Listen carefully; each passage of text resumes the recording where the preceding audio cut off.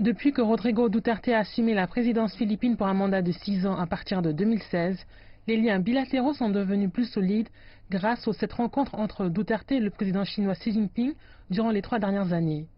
Les tensions ont été apaisées sur le problème de la mer de Chine méridionale.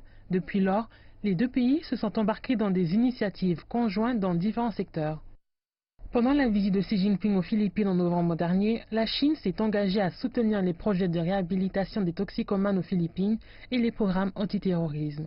Les deux pays ont fortifié leur coopération dans le domaine de l'énergie, de l'éducation, de la culture et du tourisme.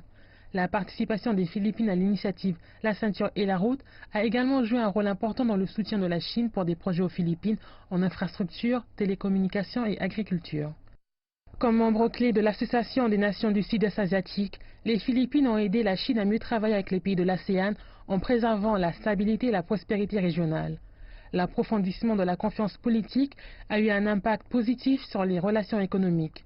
Selon l'autorité des statistiques des Philippines, la Chine est le plus grand partenaire commercial des Philippines devant le Japon, l'Amérique et la Corée du Sud durant la première moitié de 2019. Le volume du commerce bilatéral est estimé à plus de 16 milliards de dollars américains, une hausse de 14% par rapport à la même période l'an dernier.